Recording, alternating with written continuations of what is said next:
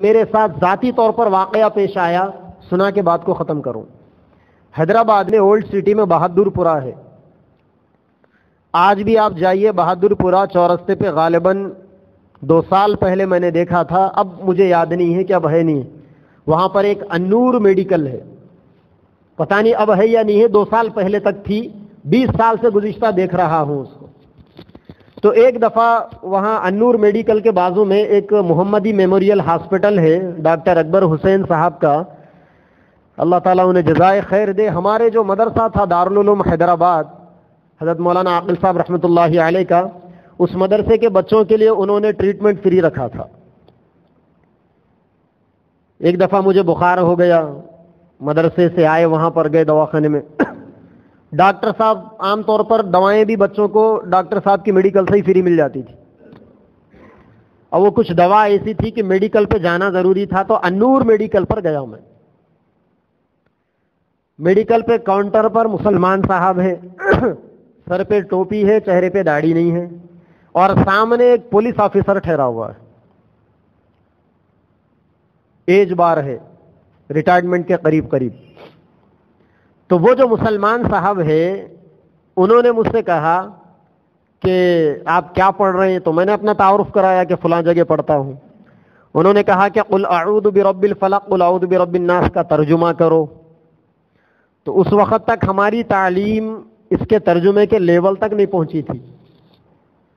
میں نے کہا کہ چچا ترجمہ تو نہیں آتا، اور وہ ایسا میدان بھی نہیں ہے قرآن کے اپنے عقل کے گھوڑے دوڑا دیا، آئے تو ہی کرنا، نہیں تو وہاں پر شان نہیں دکھانا اپنی، کیونکہ اللہ کے نبی نے وہاں کے بارے میں بھی فرمایا، قرآن میں تفسیر کرنے کو بھی مسلمان بنانا ضروری ہے۔ اللہ کے نبی نے فرمایا جو آدمی اپنی مرضی سے قرآن میں ادھر ادھر کی باتیں بولتا ہے، وہ اپنا ٹھکانہ جہنم میں بنا لے بول۔ یہاں ہر جگہ اسلام ہے، یہاں پر ہر جگہ مسلمان بنو کا نعرہ ہے یہاں پر۔ تو میں نے کہا کہ چچا نہیں آتا مجھے۔ تو وہ جو سامنے جو بٹو لگا ہوا وہ جو پولیس آفیسر تھا، 2 منٹ میں قل اعوذ برب الفلق قل اعوذ برب الناس کا پورا ترجمہ سنا دیا بندہ۔ اب ہم حیرت میں پڑ گئے، 11-12 سال عمر تھی، یہ غیر ہے اور ترجمہ سنا دیا، کیا چکر ہے اس کا؟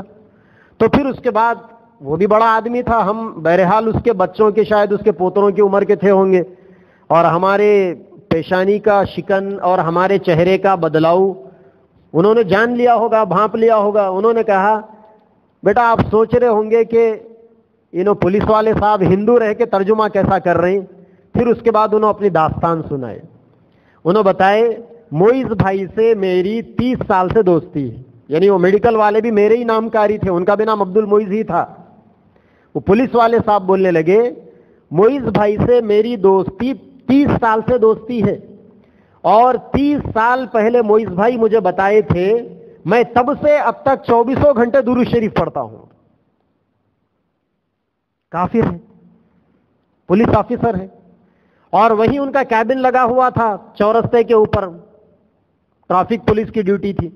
بولنے لگے وہاں ٹھہر کے جب سیٹی مارنا ہے سیٹی مارتا ہوں، سیٹی نیچے اتر گئی، درود چلتا۔ اب ایسا عادی ہو گیا میں درود شریف کا کہ نیند میں بھی میری زبان پہ درود چلتے رہتا ہوں۔ پھر بولنے لگے کہ اس کی برکت سے میرا بیٹا وشاکھاپٹنم میں ڈی ایس پی ہے، اور میری بہو کھمم یا وجے واڑا کچھ بتائے تھے، وہ بھی آئی ایس آفیسر ہے۔ اتنا عقیدہ ان کا کہ درود شریف کی برکت سے میرے بچے اور میری بہو ماشاءاللہ اونچی تعلیم یافتہ۔ پھر انہوں نے ایک عجیب بات بتائی، انہوں بولے کہ میں جب بھی چھوٹی ضرورت یا بڑی ضرورت سے فارغ ہونے بیت الخلا جاتا تھا تو وہاں مجھے شیطان وسوسے ڈالتا تھا کہ میاں تو ہندو ہے، درود کہیں کو پڑھتا۔